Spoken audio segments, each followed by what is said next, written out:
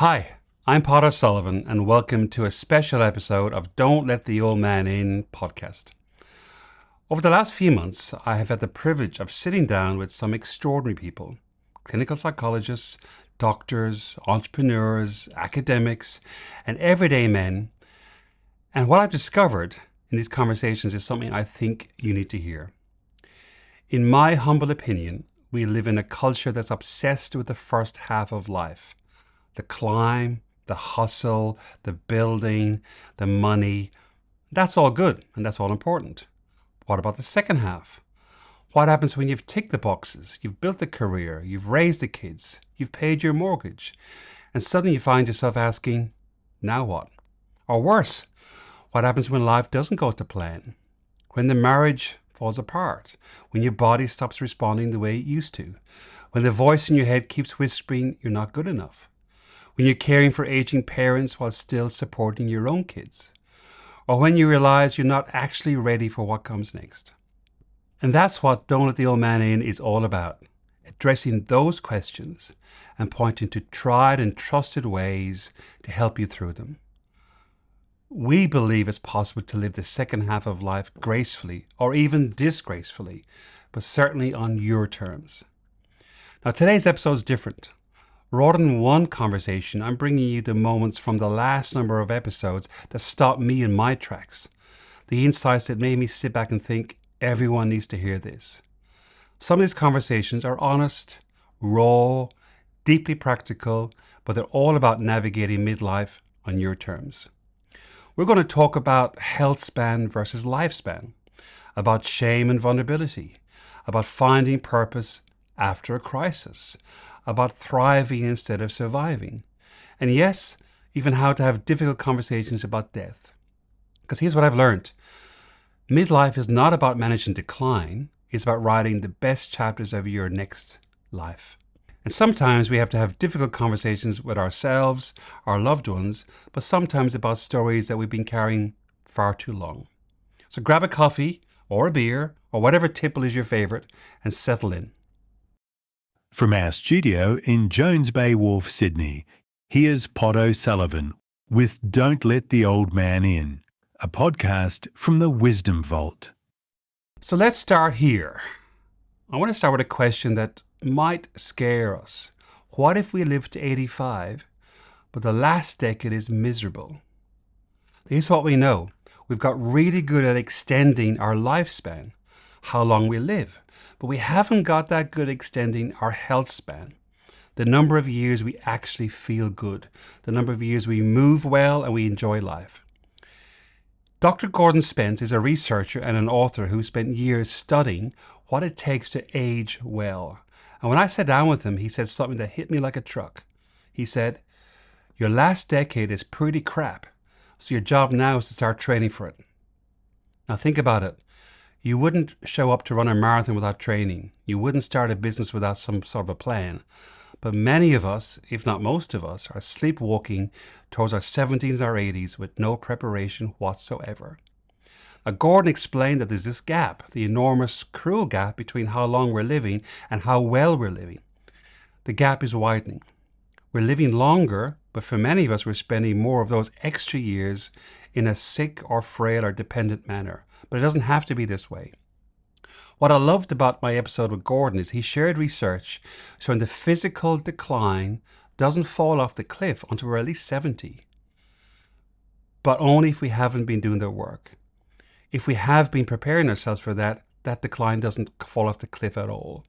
So the choices we make at 40, 45, 50, 55 around movement, around strength, and around purpose can really determine the last decade is spent thriving or maybe just surviving. So as you listen to this short piece with Gordon, I want you to just ask yourself, how am I training for my last decade?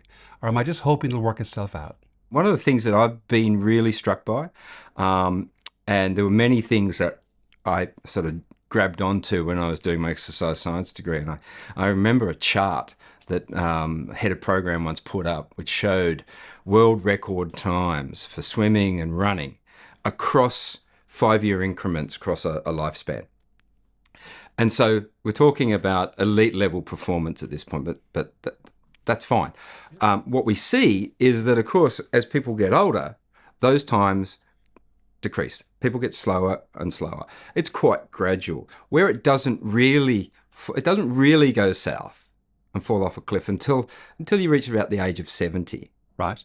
And I find that it really struck me when I saw this graph that, I think people often get undone by negative age stereotypes that form for them around what their capability based on their chronological age. So I'm 40, I'm 45, I'm 50, which means I can't do X, Y, and Z. Whereas if you look at the sports science and exercise science data, what you see is that people are actually sitting on a lot of physical capacity that I think goes unutilized by virtue of the fact that these negative age stereotypes upset the apple cart and disincline them to do things. Right. Moving on to something a bit simpler. Death. I know, it's not exactly light listening, but stick with me because what you're about to hear might be one of the most important conversations in the entire series we've recorded so far. It's definitely the episode I was least prepared for, and I found it to be quite extraordinary. And that is Dr. Merran Cooper. Merran was 21 years old when her then 22-year-old husband was diagnosed with terminal leukemia. 21. Most of us at that age are still partying, going to uni, figuring out how to do the laundry by ourselves. And Merran was watching the person that she loved waste away. And something extraordinary happened, and she tells us this story in the episode. A chaplain came to visit as a friend of her husband's parents, and he said something that no one had said to them before then. He looked at Mark, Merran's husband, and said, whether you have 3 weeks or 3 months or 3 years, what no one is telling you is you will die. So you need to prepare for that. Get angry, tell Merran you love her, and at the same time, get ready for a bone marrow transplant and prepare to die. Now that's quite extraordinary. It might even sound cruel, but here's what happened. Merran shares with us in our episode that Mark changed. He stopped becoming a passive patient and became a leader of his own chapter. He decided how each day would unfold. He maintained hope without denying the reality. And when he died, Merran also realized something profound. He had had a good death. Not an easy one, but a good one. And that's because someone was brave enough to have the conversation with him and her that nobody else would. Now, fast forward decades, Merran became a doctor at 51, specifically to help people through difficult times and indeed to have those difficult conversations. She founded an organization that helps people create advanced care plans so that when the worst happens, your loved ones are not left guessing what you might have wanted. And here's the thing. She says every single old person is thinking about when and how they're going to die. Every single one. They're just waiting for someone to give them permission to talk about it. So if you're avoiding having an important conversation with your parents or your partner or your siblings, this might be interesting, and this is definitely something to listen to. So he came home to my parents' house and he continued to wither away. And a chaplain came. He happened to be a chaplain. He was a friend of Mark's parents. Okay. So he was kind of used to having these conversations. He seemed older. He was probably only in his 40s at the time. But that's all we're And he came, and I'll never forget it. He sat in the lounge chair, and Mark and I were on the lounge. And he said, Mark, whether you have got 3 weeks or 3 months or 30 years, what no one is saying is you will die. So prepare for that. Talk to your God. Get angry. Tell Merran you love her. And at the same time, get ready to have another bone marrow transplant. Wow. That's extraordinary conversation. It was. Nobody had mentioned the D word until then.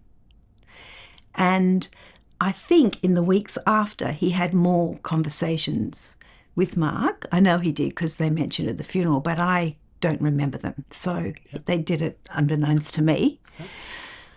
And I think the importance of all of that was around three things. This concept of prepare for dying and be hoping for the best. Yeah. You know, it's commonly said, prepare for the worst but hope for the best. But it's not just vague hope. It is doing both things 100%. Yeah. 100%, both at the same time. Okay, so now you're thinking, that's good, Pot. But how do I actually start having a conversation with my mom or my dad? It's a fair question. Because let's be honest, most families don't talk about death. We talk about the weather, we talk about the football, we talk about the basketball, we talk about music, we talk about what we're having for lunch. But death? Nah, that's the topic we've all agreed silently to avoid. And Merran guessed this. She struggled with it herself when trying to talk to her own parents. So she developed some incredibly practical guidance for how to approach these conversations without making anybody feel like you're marching them off to a funeral home. And the key insight? She says talking about death is like talking about sex. You start at the edges, you don't jump in boots and all, and you slowly come into the main topic. And here's the critical thing. You give something of yourself first. You don't demand vulnerability from somebody else. You offer your own. There's sort of these rules around what we do and don't talk about. So the way I would approach it is I like to say talking about death is like talking about sex, and you start at the edges. Don't jump in, boots and all, to start with. Start early before you think you need to. Start way before you think you need to, and give something of yourself first. So, Mum, Dad, I've been thinking about some things, and this is what I've been thinking. And just talk about yourself first, and after a little while they might talk about themselves. So some ideas that go down okay are if you're very authentic and you speak from your own feelings. There's no shoulds, there's no judgment. So it's around things like, Mum, I'm sorry, I can't help but notice you're getting a bit weaker. And I know you might not want to talk about this, but it worries me. And I'm worried that if the doctors, you have a fall, let's say, the doctors call me, I won't know what to tell them you want. Can you help me know what you would want me to tell the doctors if you had a fall? Maybe just a fall, not died, or, just start there. Yeah. And that's very authentic. You're not saying, I need you to tell me. Let's do an advanced care plan. Like lawyers will say, look, let's do your will, and we're going to do an advanced care plan as well. Here's the form, fill it in. If it's a little bit cautious, Mum, I know this might be a bit hard, but we've got a half an hour, we've got a cup of tea in front of us. There's a couple of things that have been worrying me, and I want to ask you about them. Is that okay? Yeah, what is it? And look, I'm worried that something might happen to you. Or I've been thinking about how you looked after your mum when she got old. And you told me about that once. Can you tell me, I'd really like to know more about that. What was that like for you? And then she will say things like, I hated every minute of it, or I didn't like it when I had to wash her. Why? What was it about that you didn't like? Well, it was so demeaning for her. For her, as in her mom. Yeah, she might be speaking. Oh, yeah, I can imagine. So you ease your way in, to, always authentic. Okay, what is shame? We need to talk about shame. I know what you're thinking, Pod. We've discussed death. Now you want to add shame to the mix. What's next? Taxes? Root canals? Why is this important? Shame is the secret that keeps too many good men stuck. It's the voice that tells you you're not good enough. You don't deserve success. It's the voice that says if people really knew you, they might walk away. Ben Larke is a clinical psychologist who spent years working with men navigating midlife transitions. And when we sat down, he opened with a story that grabbed me immediately. Back in 2012, An Australian radio presenter called Alan Jones said something at a private function about the then Prime Minister of Australia, Julia Gillard. And he referenced her recently deceased father and said the old man had died of shame, i.e. he was ashamed of his daughter, the Prime Minister of the country. Now, there was rightful outrage about this. But Ben made a comment. Why did Alan Jones use the word shame? He didn't say embarrassment or confusion or disappointment. He said shame. And the answer gets to the heart of what shame actually is. Ben explained to us guilt is about our actions. I did something wrong. Shame is about our identity. I am something wrong. He says guilt is about I made a mistake, whereas shame is I am the mistake. And the distinction is not a word. The distinction is not subtle. It's everything. Because guilt can be atoned for. It can be fixed. It can be addressed. It can be apologized for. But shame? Shame is about who we fundamentally believe we are as a person. And for men, especially men at midlife, shame can often hide in the shadows of our lives. It's in the secret behaviors we hope no one discovers. It's in the voice that tells us we're frauds. We've somehow gotten away with this for too long. It's in the fear that if our partners, our kids, our colleagues really knew us, they might leave.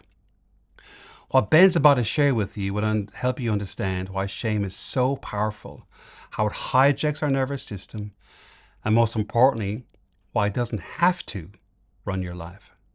I suppose it's the classic distinction between shame and guilt. It's the thing about it's a state of being rather than a simple action. We can be guilty about our actions, but we're ashamed of who we are.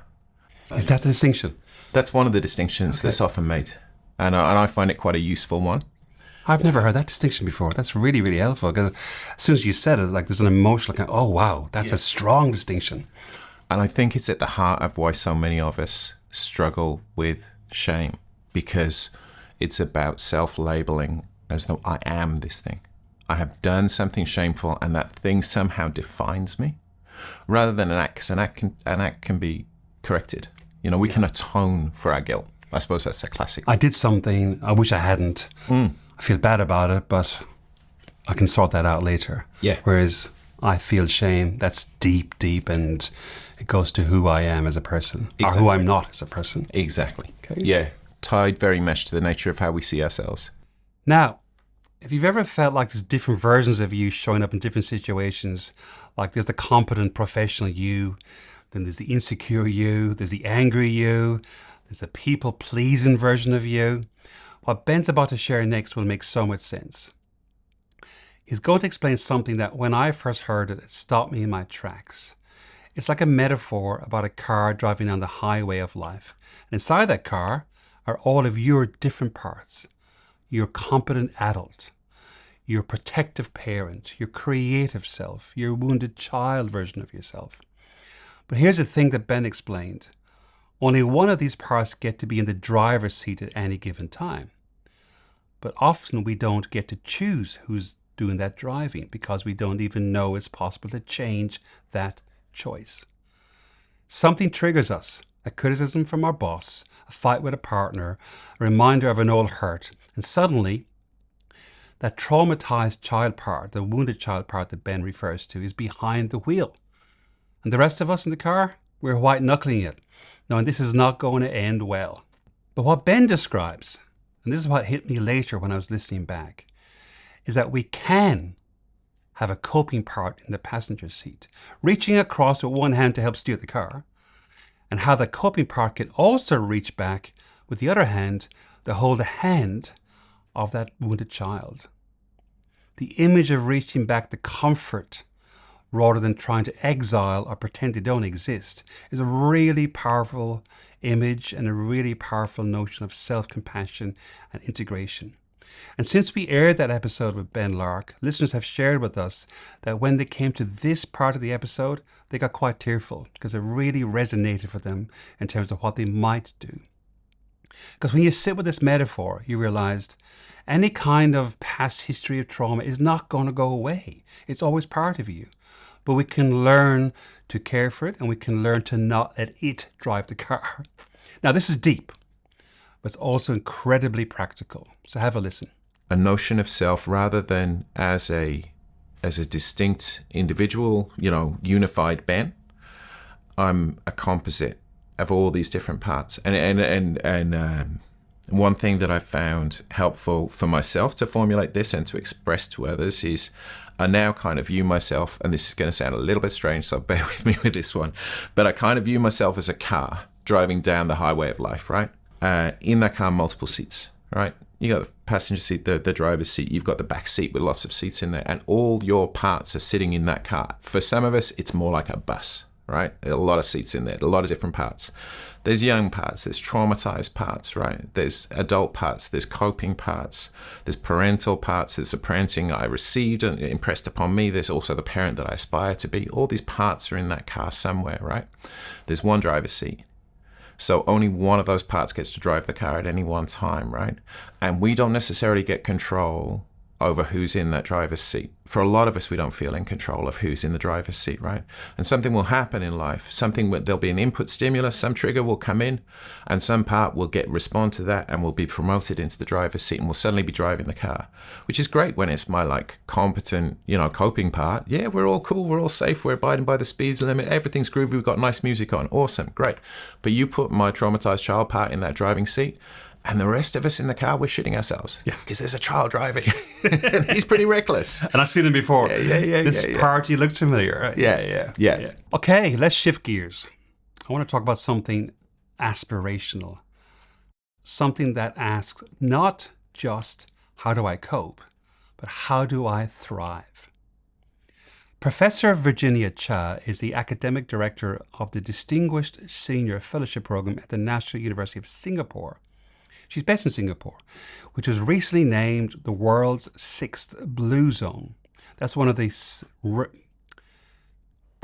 rare places where people can now and into the future hope to routinely live to be 100 in good health. But what was fascinating about our conversation is Singapore didn't become a blue zone naturally.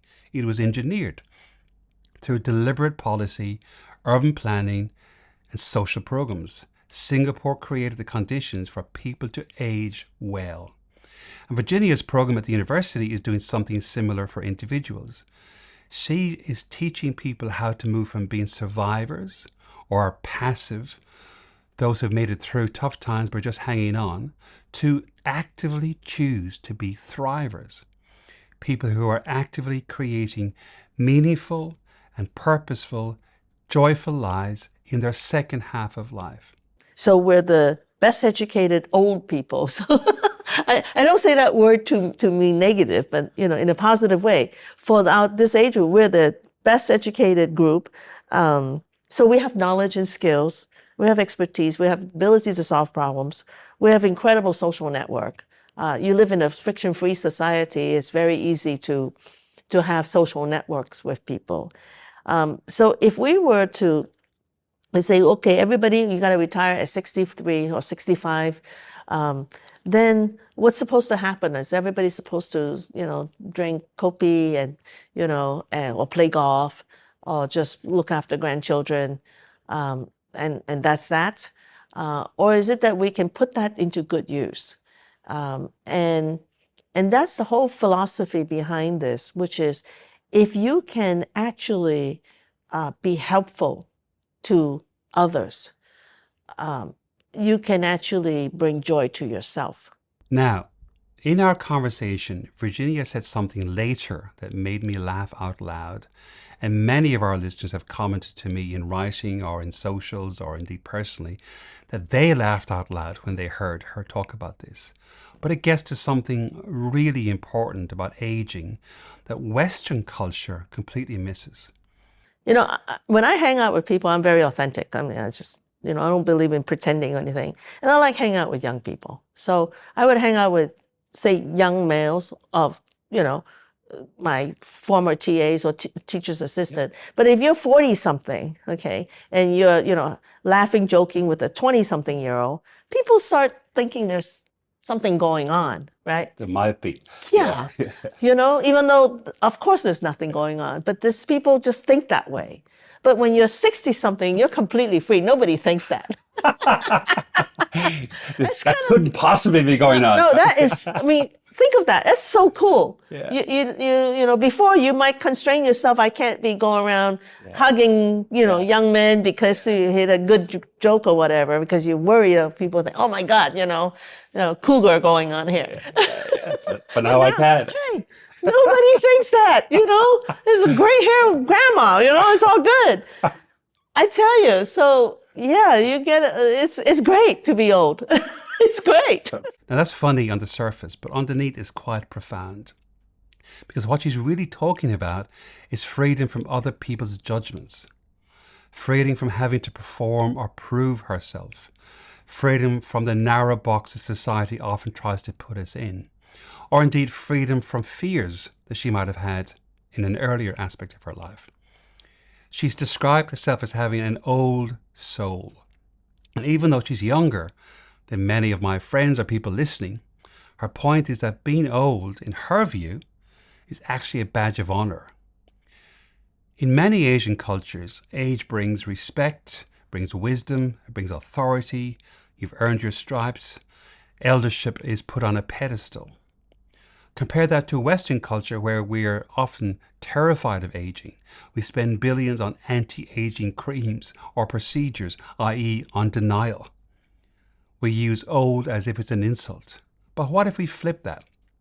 What if getting older meant getting freer, getting wiser, getting to be more of who you are? And Virginia embodies this. She's building a really interesting and amazing academic program that's traveling constantly, that's absolutely thriving in what others might call late career. And when I asked her about what the 90-year-old version of herself would say to her, she laughed and said, "You secretly enjoyed all this, didn't you? You complained about the long hours, the travel, but you loved every minute. Good on you." And I think that's the energy we should be thinking of and exploring and looking to have more of. Not pretending that aging is easy, but recognizing that it comes with freedoms and possibilities that our younger years just didn't have. Let's just pause for a second. If you've made it this far, it must mean you're enjoying the show. We want to keep bringing you awesome conversations, but algorithms are like needy toddlers. They demand constant validation. So if you're liking this, please hit the like button, the follow button, the subscribe button, whatever button. It helps us land more great guests to keep entertaining you. And if you're listening to this on an audio podcast app, come over and watch us on YouTube. I promise we're reasonably photogenic. Back to the show. Have you ever sat in a meeting and thought, if they really knew how much I'm winging this, they'd fire me on the spot? Or got a promotion and immediately panicked because now you're sure everyone's going to discover you're a fraud? Or you looked at your achievements, like the business you're in, the business you've built, and the role you've earned, the respect you've gained, and thought, I just got lucky. Any day now, someone's going to figure out I don't actually know what I'm doing. If so, welcome to the club. What club is that? Imposter Phenomena Club. And mate, you're in good company. Roughly 62% of knowledge workers specifically experience these feelings every day. Erin Buttermore is a PhD student at the University of Sydney. She came onto the show to tell us this message. It's not imposter syndrome, because it's not a syndrome. You're not broken. There's nothing wrong with you. You're a human being. And what we see in individuals experiencing the imposter phenomenon is that they attribute their success to external factors like luck or charm or the gift of the gab or everyone else fell over. They attribute their failures to internal motivators. I was not good enough. I didn't work hard enough. I was lazy. I wasn't conscientious. I'm not intelligent enough. I'm not smart enough to do this. We love those stories about the little boy who decided he was going to be a vet when he was 5 and he grows up to be a vet and that's all he does in his whole life. Or the person who has the epiphany in midlife after a career doing something, there's a sudden moment of realization when they think, oh no, this is not the path I should be on, I should be doing this. And we love those stories and we market those stories until everybody else starts to believe that that's the only way to be and that's how you achieve success.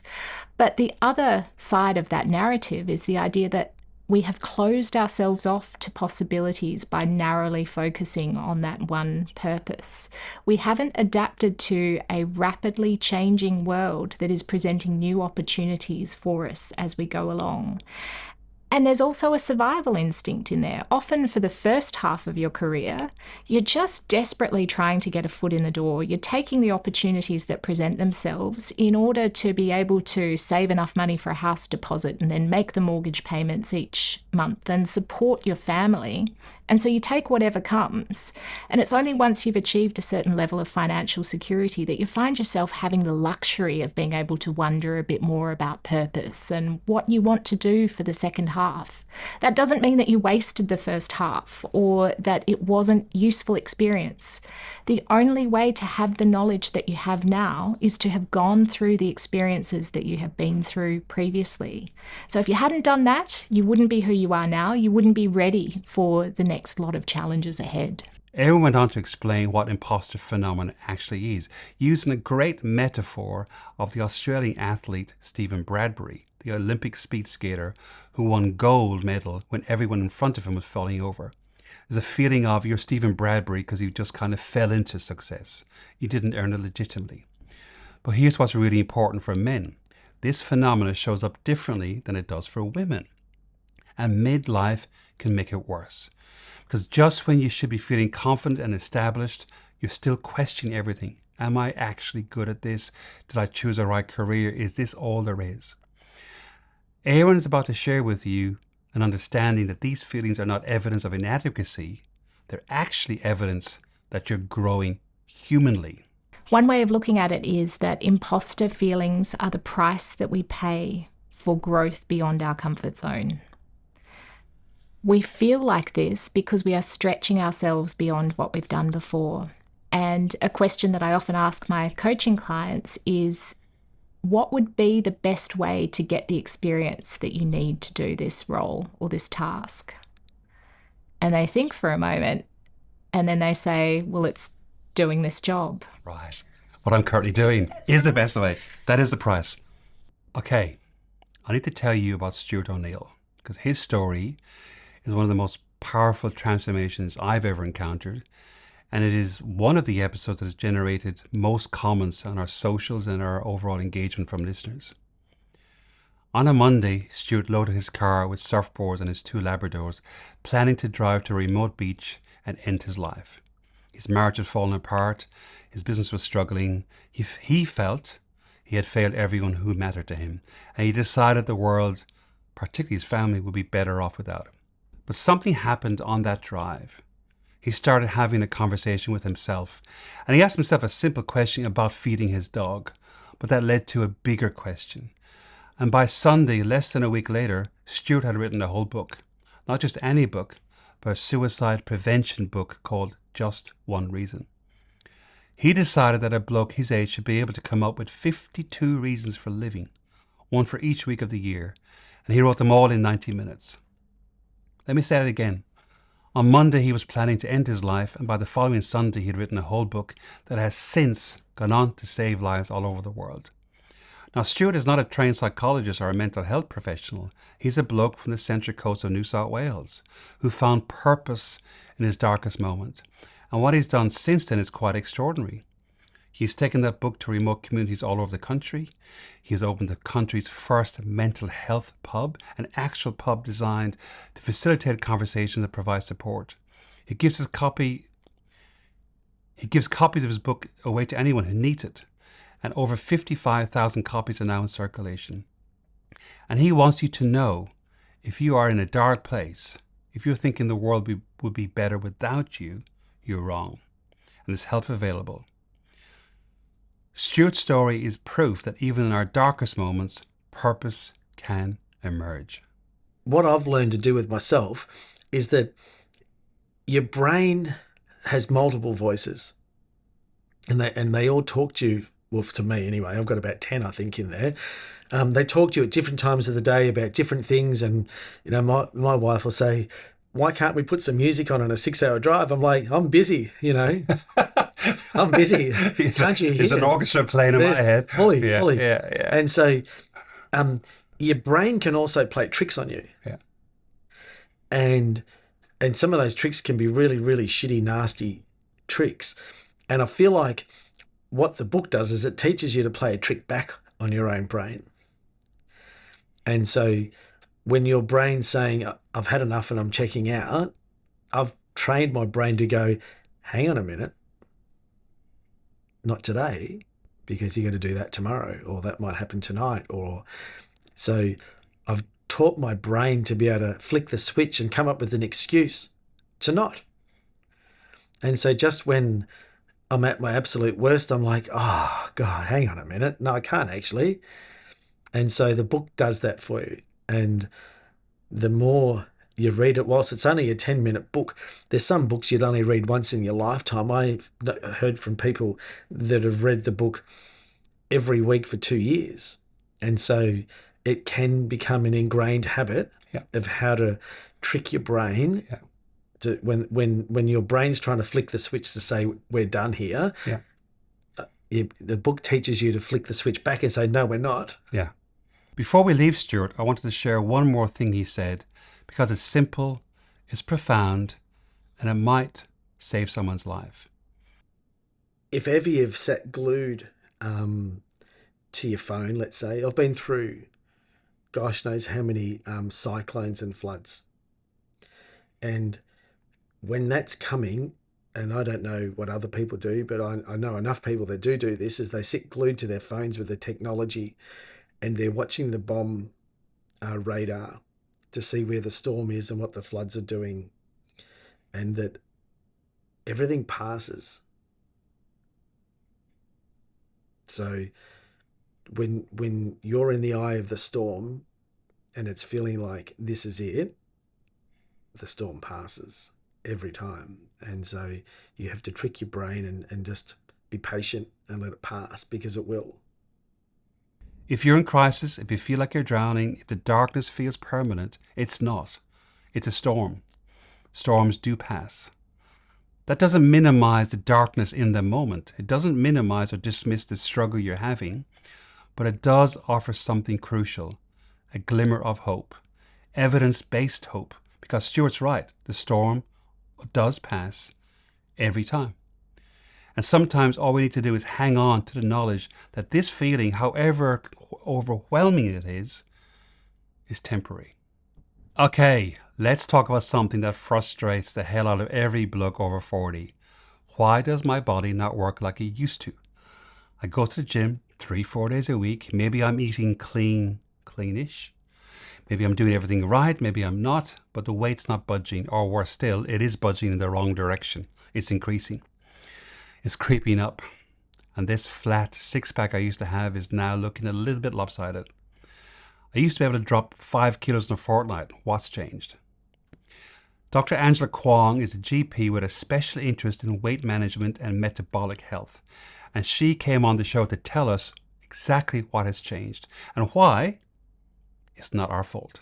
Sometimes what worked in your 20s or 30s won't necessarily work in your 40s and 50s, even if you have done the exact same thing. And it has got to do with a couple of things. So number one, your metabolic rate is going to be different when you're older. Your muscle mass is going to be different when you're older as well. But also when you have put stresses on your body in the past, when you have been really diligent in cutting down your calories, when you have been exercising really hard, the body knows that, and that's something called the body weight set point, and it knows that it's about to go into a starvation mode, and it tries to restrict its energy and just save it for all the important things being the brain and the heart. So it will slow down its metabolism when the energy sources are sparse. So it recognizes exactly what you're doing when you're being very diligent, cutting your calories. You're again being very diligent with increasing your exercise, and it's trying to preserve those energy sources. And as a result, yes, what you have noticed is that your metabolism is very, very sluggish. So yeah, it is a combination of a couple of things. Number one, your age is a bit different. Number two, your metabolism is naturally a bit lower as you are older. But number three, lower mean the rate that you use your energy and change energy, or that slows down. That's what you mean by correct, metabolic rate. yeah. So all of the natural sources that you would normally use your energy for, eating, sleeping, going to work, all of those things that you would normally be using your energy for is going to be going at a slightly slower rate. So it makes sense as to why things that did work before are not necessarily working now. And sometimes we need to change things up and give the body a challenge in order to really kickstart the weight loss journey. Now, here's where Dr. Angela really earned her keep on our show, because she gave us a really practical, actionable checklist that every person over 40 should be getting or doing. But some of us just don't bother. Some of us just rock up to our doctor once a year or once every 2 years because we're sick. We may not even rock up to get our cholesterol checked or maybe our blood sugars. I asked Angela, what should every man do from a physical health checkup perspective? She didn't just answer my question, she gave us a whole roadmap. So take some notes, ask your GP about the test that she suggested, and if your GP doesn't offer them, consider going to a specialist who is an expert in preventative health and men. I've got a couple of things that would be on my wish list. The first thing would be to measure a patient's waist circumference, because I don't think that it's done often enough. And I think that everyone is happy to hop on the scales, but we don't actually think about measuring the waist circumference. And it's so much more meaningful than our weight. Our weight can fluctuate from so many things. It can fluctuate from last night's salty dinner. It can also fluctuate depending on how constipated we are, or how many, jackets or clothing that we're wearing when we're going to the doctor's surgery.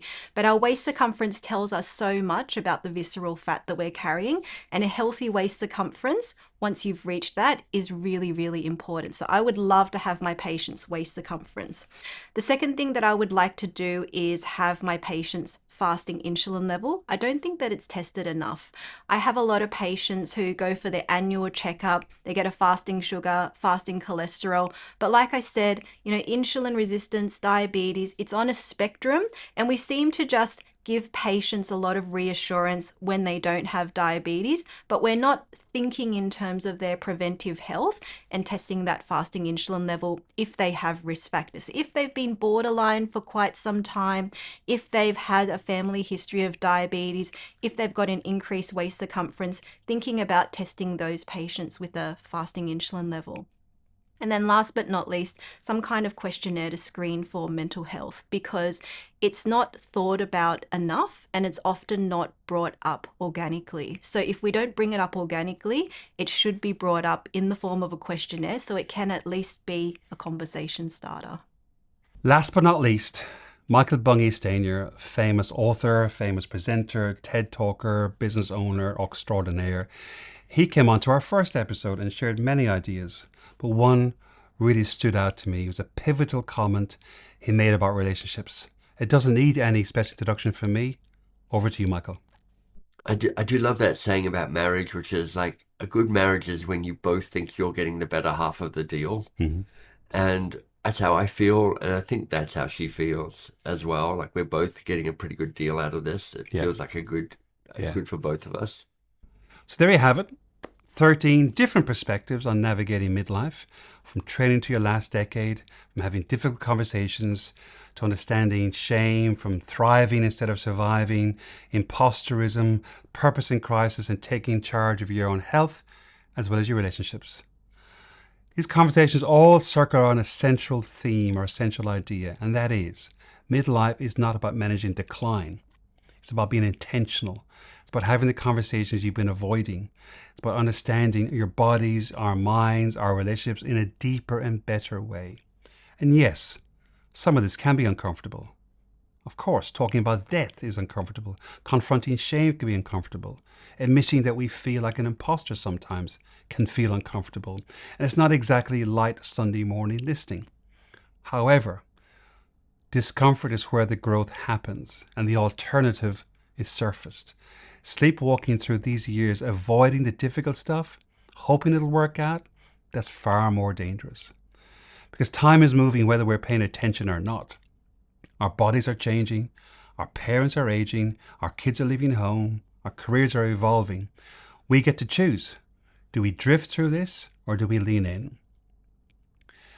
So where do I start? Well, pick one thing that jumped out at you from any of these episodes. Maybe it's booking an appointment with your doctor or doing a DEXA scan. Maybe it's starting a conversation with your parent about their wishes. Maybe it's recognizing imposter feelings are there and it's evidence of I may want to grow. Or maybe it's just writing down 52 reasons to be here. That's all. But one thing leads to another, and before you know it, you can be living differently. Before I go, I want to say thank you. Thank you for listening. Thank you for trusting us with your time. Thank you for being willing to engage on some uncomfortable topics and for sending us messages through all the various social platforms we're on. Thank you for being part of this community of men who refuse to let the old man in. We have more episodes coming in January 2026. We have planned many more conversations with people who've walked interesting, exciting, and sometimes difficult paths, who've gone the other side, and they have some wisdom to share with us. But between now and December 2025 and January 2026, we're releasing what we're calling a deep dive series. We'll be releasing 20-minute episodes twice a week over the coming month, knowing that in different parts of the world, people take different types of holidays in December and in January. In Australia, where I'm based, our whole country takes summer holidays from December the 20th for a month. So we are releasing 2 episodes a week over the coming month for you to enjoy. So please subscribe, press like, press follow, or whatever button is on your screen so you don't miss those. And please send this episode to a friend so they can get a taste of what we're doing. Until next time, look after each other and always remember the second act could be your best act if you're intentional about it and you don't let the old man in.